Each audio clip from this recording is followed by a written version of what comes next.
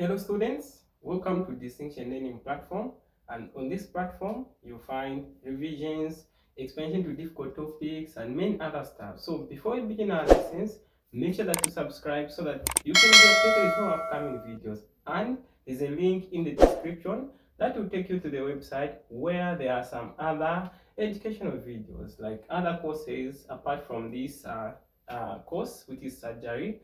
And there are some other courses like obs and gyne. Okay, you find peds, you find neuroscience courses. So if you want to see more, make sure that you click on that link so that it can take you to our website. Okay, to make the story short, now let us talk about arthritis in this video. Okay, what is arthritis? Arthritis, we know that this is what basically an inflammation. So we're saying arthritis is what? Just inflammation and the degeneration of what? Joints. So we're saying inflammation. Let's just say inflammation of joints, which is simplest definition of arthritis. So arthritis basically is just an inflammation of the joints. Okay, it can be maybe one or two more joints that are going to what? Be involved. Okay, but sometimes it's not always an inflammation of the joint. Sometimes it can be degenerative type of what disorder of those joints. Okay, so no wonder sometimes if you want to describe or define arthritis, you can simply say inflammation or degeneration of what? Joints, two or more joints.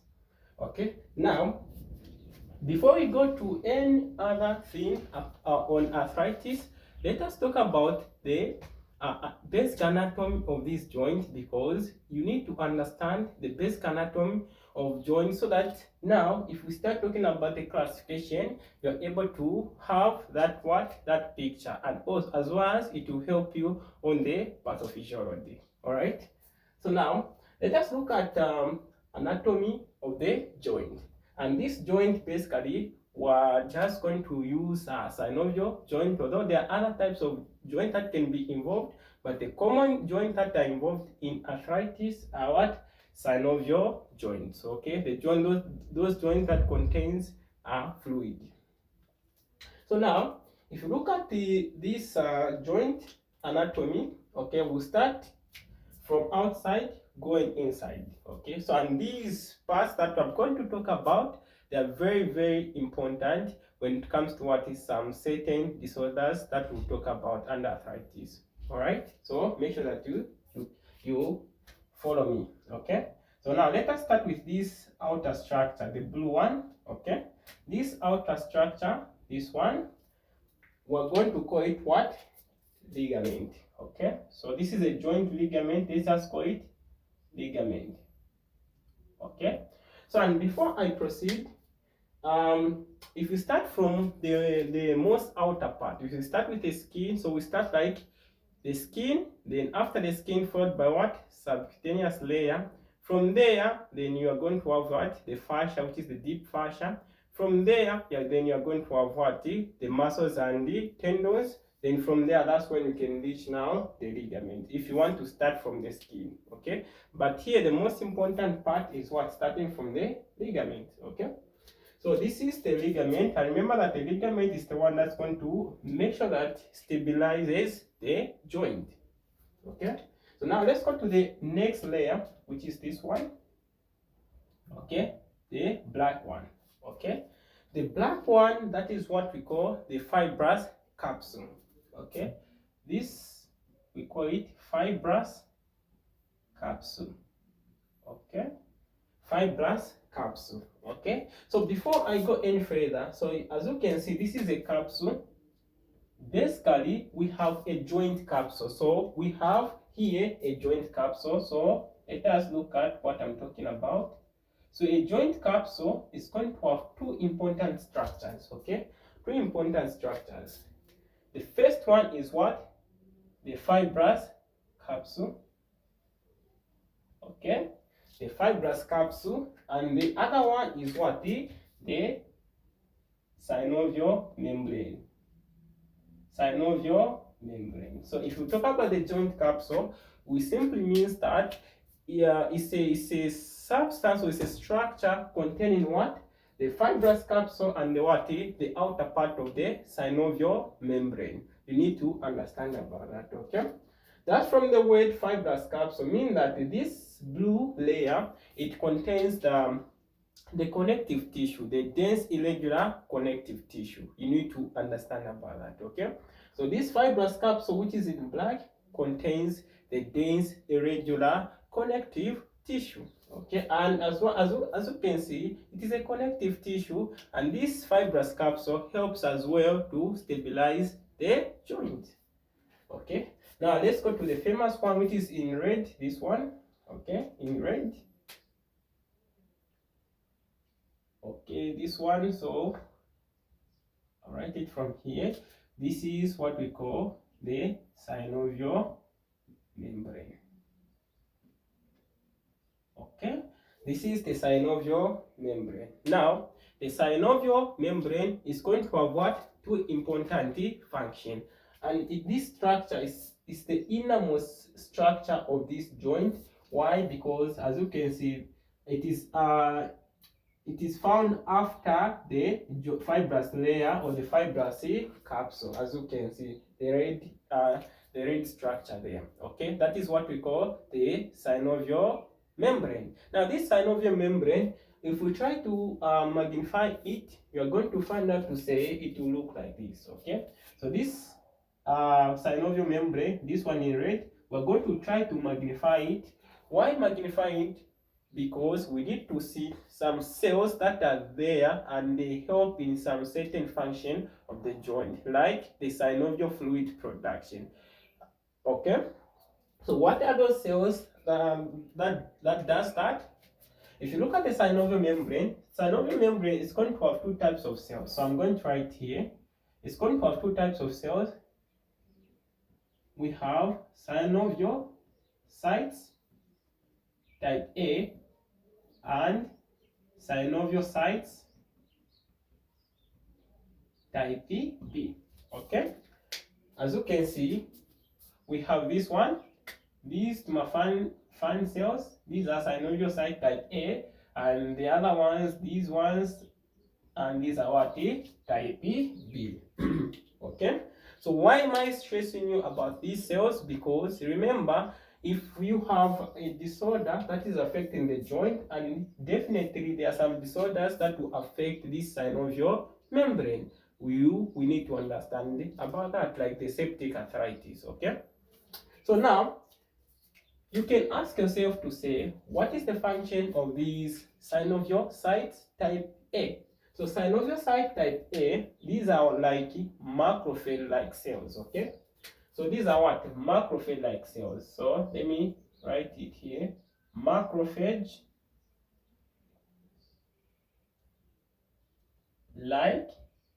cells.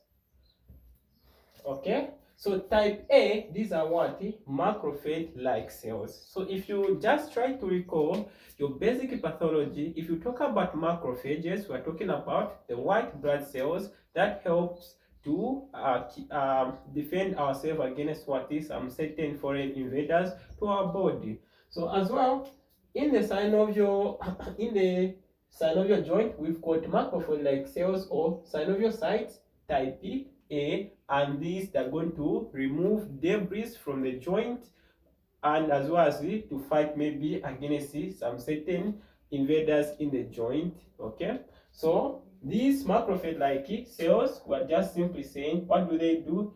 They just remove debris. Okay, debris. Okay, what else? Again, maybe if the joint is infected, it's going to fight against what? Foreign invaders, or against let's say foreign invaders, FI. Okay, foreign invaders. Okay, fight against the foreign invaders, which is FI. So two important functions. You need to remember about that. Now, what about the type B?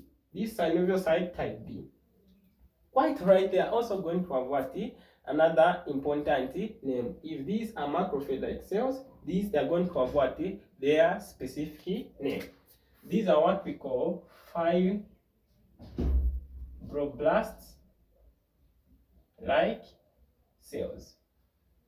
Okay, so synoviocyte type B, these are what we call fibroblast type like cells, and they are going to start. These are the cells that produces what they produce now, the synovial fluid. So the primary function of type B is to produce what? Synovial fluid. Let's just say SF. Synovial fluid. Okay, that is the basic function of what a fibroblast like cells. Okay, and we'll talk about the synovial fluid in details, the contents of the synovial fluid. Okay, we'll talk about that. If we start talking about the disorders that affect what the joint. Okay, we'll come and talk about that. Then let's proceed. Okay, we have also this one, the inside part, this one. Now this is what we call the synovial fluid. Okay, so let us write it from here. So this part, this space here, and there are some fluid that are there, and we call that fluid as what? The synovial fluid. Okay, synovial fluid. So what is the function of the synovial fluid? The function of the synovial fluid is to make sure that it lubricates the joint. Okay, it's going to lubricate the joint so that there is no friction between two joints. Okay, because if there is friction, it might lead to what? Different types of disorders of the joint. So that is the primary function of the synovial fluid. And the content of the synovial fluid, there are a lot. Okay, there is water, there will be like hyaluronic acid, there are a lot of what? There are a lot of components. And on that, we'll talk about that if you start talking about the pathophysiology of certain disorders. Okay, now let's talk about another one. What about this one? Okay, this part, now the blue part, this part, what do we call that? We call it what? Articular cartilage. Okay, articular cartilage. So that is what we call articular cartilage. As you can see, this articular cartilage is a type of cartilage that can be found on the joint, but just after the bone. Okay, the end part of the bone. That's why you can find what? The articular cartilage. And this articular cartilage, basically, they're going to make sure that it provides cushion between joints. Okay, so that there is no friction between two joints. And this articular cartilage is going to have a certain components. Okay, we're going to look at them like the chondrocyte. It's going to have the collagen type 2 fibers like that. Okay, we'll talk about them if you start talking about some certain disorders again. Okay, so make sure that you stay tuned. Okay, so that's the basic anatomy of the what? The joint. Now let us look at another last part, another last important anatomic part. This one, this joint. Okay, this bone, I mean. So this bone beneath the articular cartilage, this one. Okay, what do we call this part? Okay, let us use blue. So this one, this joint, this bone just below the articular cartilage. What do we call that? We call it subchondral bone, and it is very important bone because it can be what? It can be enlarged in different what type of disorders. So make sure that you know. So this is what we call a subchondral bone. And what is that? It is the bone just beneath the what? Just beneath the articular cartilage. Okay, that's what we call the subchondral bone. Or look at that. So that is now the basic anatomy of the joint. Now let us proceed to this arthritis, the inflammation of the joint now. So since now we know the basic anatomy of this joint, because arthritis affects the joint.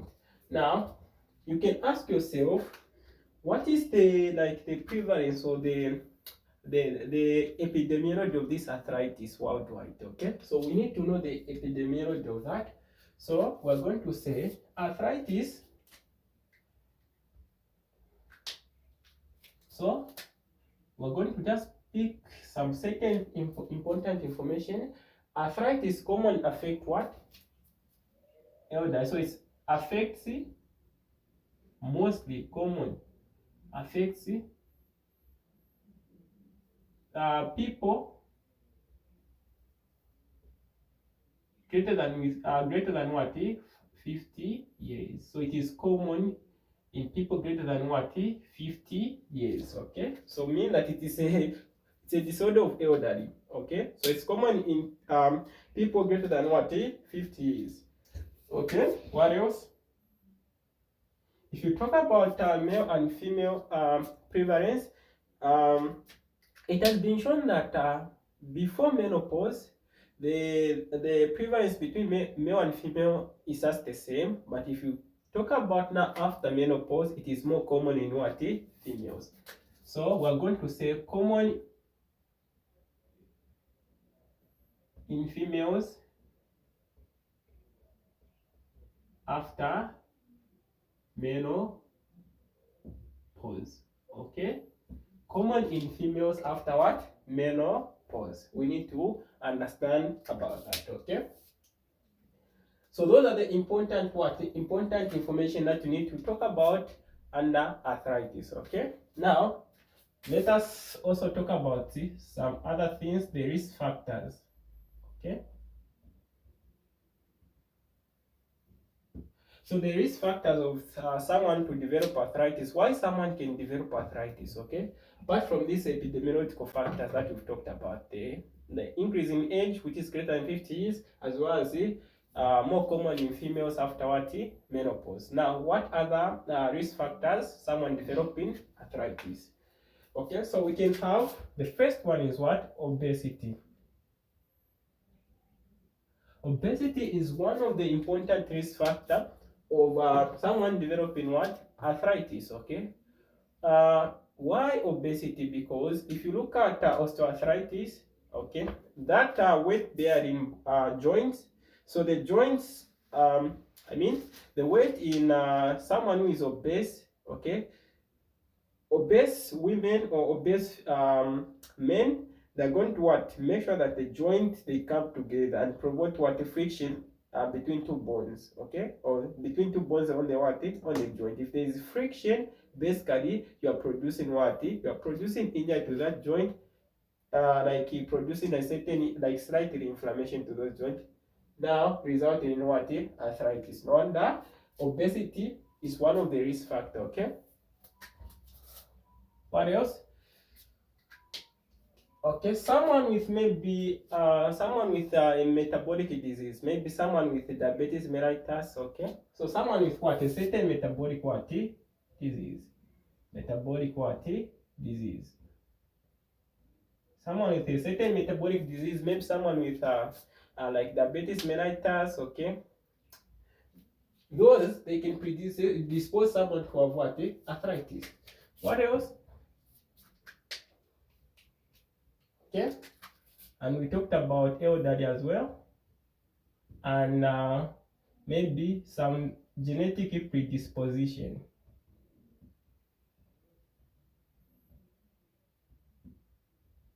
Okay, so someone with like in a family with history of what, arthritis, maybe osteoarthritis, or maybe some other what, joint disorder, basically they are at increased risk of developing what, arthritis. Okay, so those are the risk factors that we can just talk about. Okay, in all, so what we've talked about is that arthritis is just the inflammation of the joints, common in what, people with greater than 50 years, as well as common in females after what, menopause. And the risk factors, someone who is obese with a metabolic disease, maybe elderly, greater than 50 years, genetically predisposed with a family history of what, arthritis. Okay, now since we've talked about this arthritis in details, now let us talk about how we can classify this arthritis. Okay, how do we classify this arthritis? So classification of arthritis, it can be based on various factors. So it can be classified according to etiology, it can be classified according to the number of joints involved, it can be classified according to the duration, and it can be classified according to the pattern of the joint affected. Okay, so now let's talk about let's start with the etiological classification. Okay, so let's start with the first one.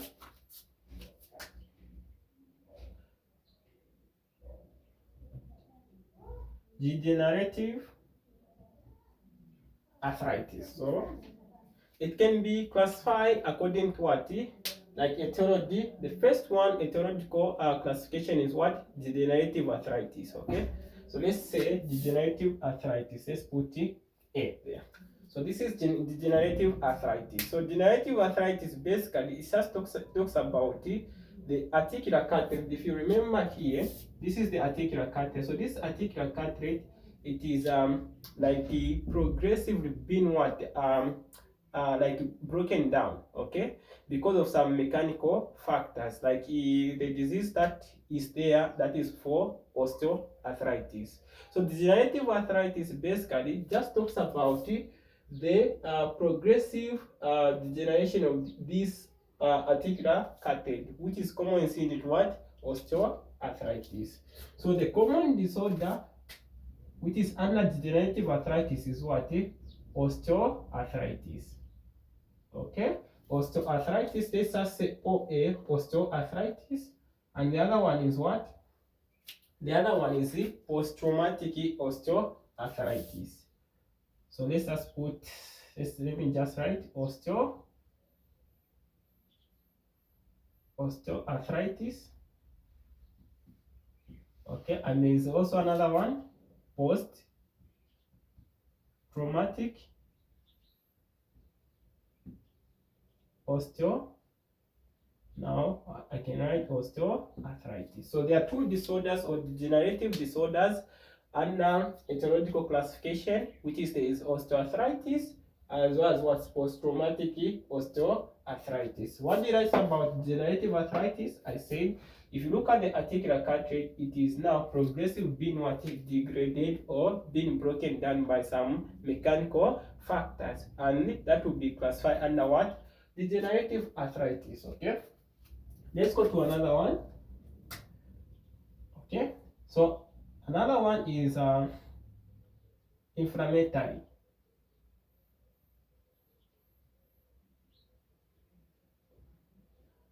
arthritis. Okay, inflammatory arthritis. Okay, so this one, that's from the word inflammation. Okay, so this type of arthritis comes about because someone had maybe chronic inflammation. Okay, and mostly it is not due to infection. Okay, it's mostly due to what? The immune system of the body. Okay, the autoimmune. So it's mostly associated with the autoimmune disorders of the body. Okay, so that is what we call inflammatory arthritis. So inflammatory arthritis, now we are going to have examples of those disorders. Okay, so we're going to have the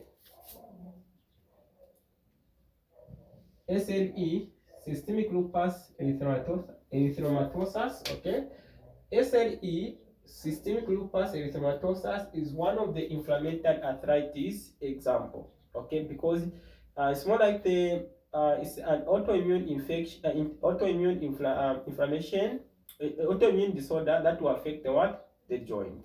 All right. Then as well as if you look at the rheumatoid arthritis as well. So rheumatoid arthritis, it is under what? It is under inflammatory arthritis because it's also the systemic, it's more like systemic inflammation that will now start affecting the what? The joint. Okay, now let me put the last one. Ankylosing spondylitis. Okay, spondylitis.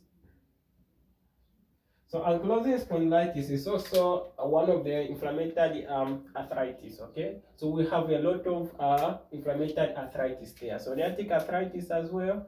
There are good examples of what? Inflammatory arthritis. Okay, let's move on.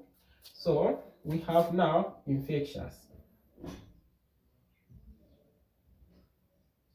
Infectious, sometimes called septic arthritis. Okay, so infectious or septic arthritis is one good example of what? Arthritis. Okay, so this one is due to what? So we can have here, we can have acute pyogenic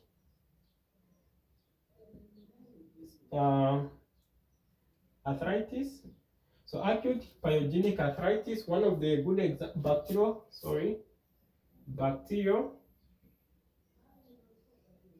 arthritis. Okay, so this one, infectious or septic arthritis, is maybe due to acute pyogenic bacterial arthritis. Maybe just from the word infectious, is because of some microorganisms. They are coming into this joint and start affecting or causing inflammation of that synovial membrane inside the joint.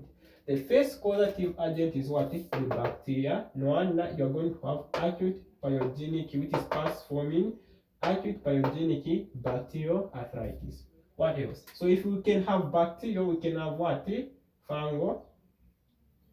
We can have fungal arthritis. What else? What else? We can also have viral. Okay, we can have TB arthritis and many more. Okay, so those are the a good example of what the infectious arthritis. Okay, there are a lot. What else? We can have traumatic arthritis, one of the etiological classification of arthritis. Okay, so traumatic arthritis, we have also good examples of these traumatic arthritis. So we can have acute traumatic arthritis, and just from the word traumatic, basically these people, they are going to have arthritis due to what? A certain disorder, or due to trauma. Okay, maybe they were involved in road accident. There may be some certain procedure that to affect the joint. They are introducing bacteria there. So as long as the causative agent is trauma, then they are having arthritis, and it will be what? Traumatic arthritis. So we can have acute traumatic arthritis, the one that is happening very, very rapidly within 6 months. Okay, and we can have chronic. Okay, we can have chronic traumatic arthritis as well. Traumatic arthritis, or we can have post-traumatic arthritis. We can have post-traumatic arthritis, PTA, post-traumatic arthritis. Okay, so these are the classification according to etiology. There are a lot of them. Okay, there are a lot. So we can have also, we can add on here metabolic arthritis. Okay, remember what I said here is that there are some individuals that will develop arthritis due to what? A certain metabolic disorder that they had. Okay, maybe a good example of that metabolic disorder, maybe they had diabetes mellitus, maybe they had Wilson disease. Okay, that would be under metabolic arthritis. Okay, so that will be according to according to the cause. This is the classification that you need to know. Okay, now let's go to the number of joints involved. So according to the number of joints involved, how can we classify arthritis? Okay, so now let us start with the first one. Let's say if one joint is involved, so let's just say one joint involved, you are going to have what? Monoarthritis. So if it is one joint involved, what are we going to have? We are going to have monoarthritis. Monoarthritis. So monoarthritis is because of what? One joint that is what? Involved. Okay, monoarthritis. So what else now? If now 2 or 4 joints involved, you are going to have what? Oligoarthritis. Okay, 2 or more joints. So here we are just saying one joint involved, but here we are saying 2 to 4 joints involved. That will be oligoarthritis. Okay, so disorders that will show monoarthritis is what? We're going to have like gout.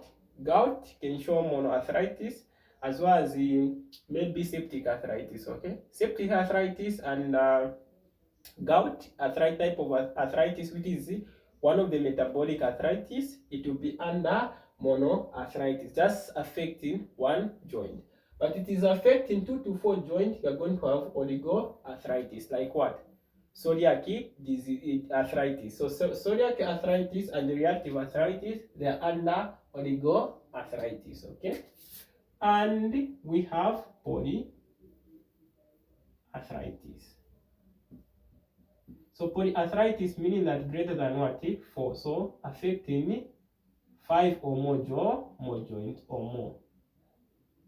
5 or more joints, that is now polyarthritis. So polyarthritis, good example we can just get under inflammatory type of what?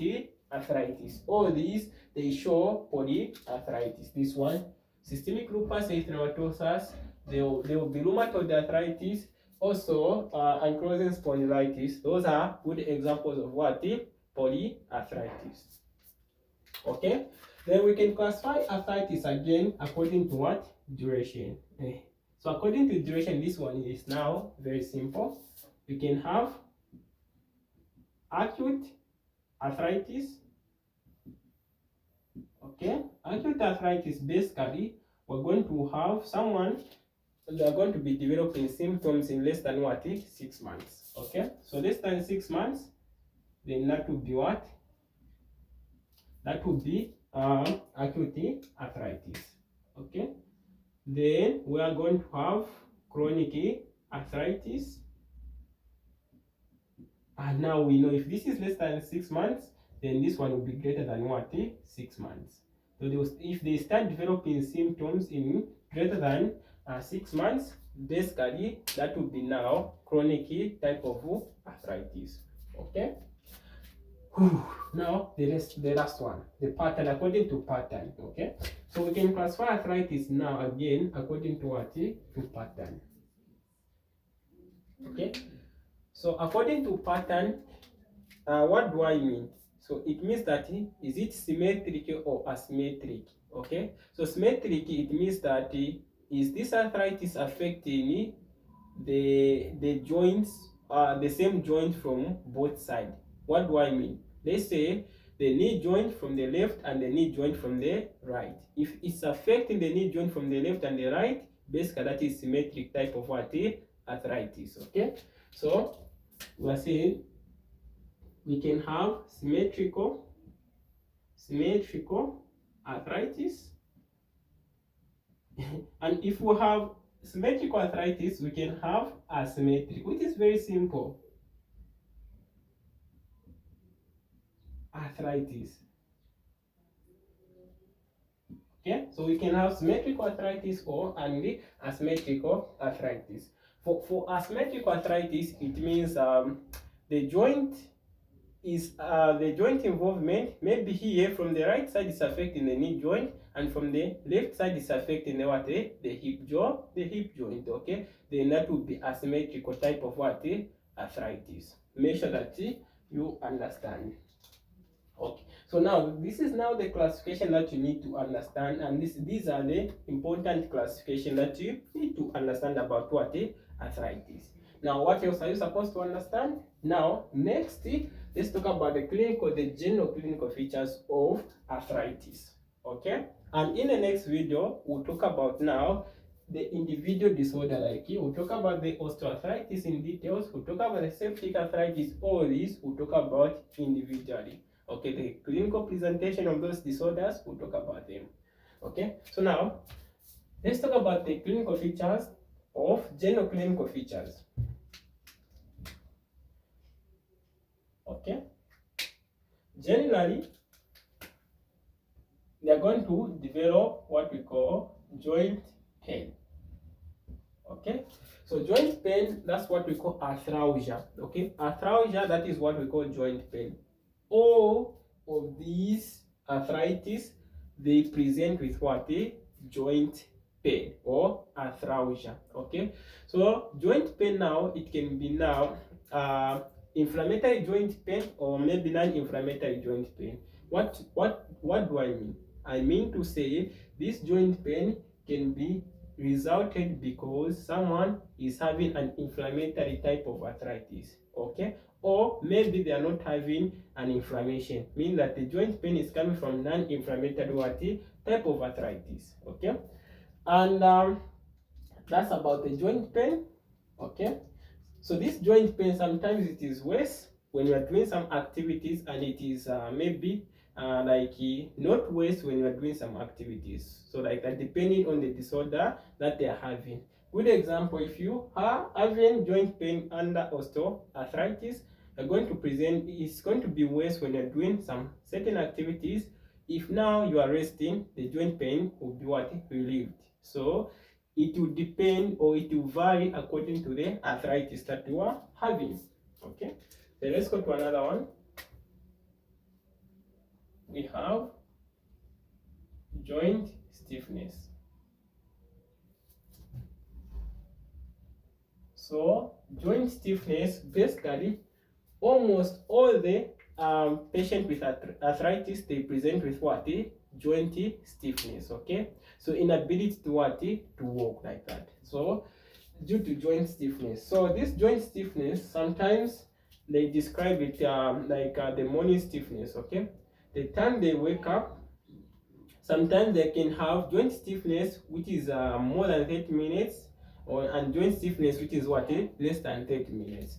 And good example, since I'm using osteoarthritis, so under joint stiffness, someone with osteoarthritis, they're going to have joint stiffness less than 30 minutes, and someone with maybe rheumatoid arthritis, they're going to have joint stiffness for more than 1 hour. Okay, make sure that you understand about that.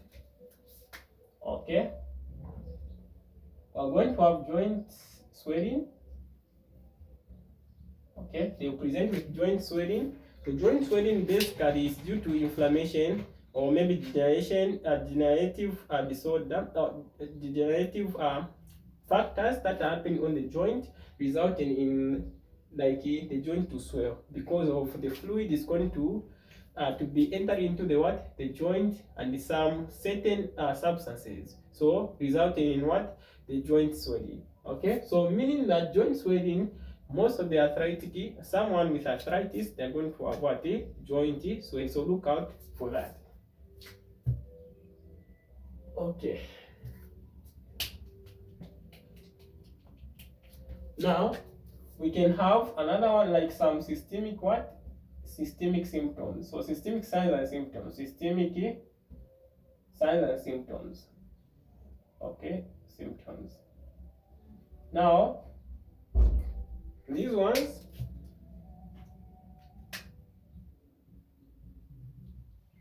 so you can have now fever. Okay, like in septic arthritis, someone can come with fever. Okay,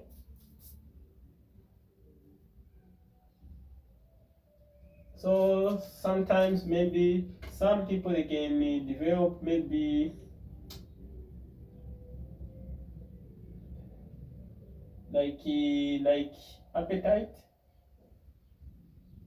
appetite loss.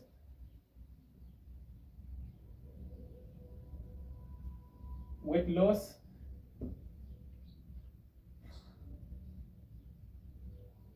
Okay, and many more. So we can have some systemic symptoms. Okay, they can have fever, they can have like loss in appetite, they can have weight loss, and other systemic features that they can have. Okay, now, so these are the general clinical features that we can look at in someone having arthritis. But I'm not saying all the someone with arthritis, they're going to show these all clinical features. Okay, they differ according to the disorders. Okay, now in the next video, we'll talk about like a specific arthritic disorder in details, the pathophysiology, the clinical presentation, and the treatment.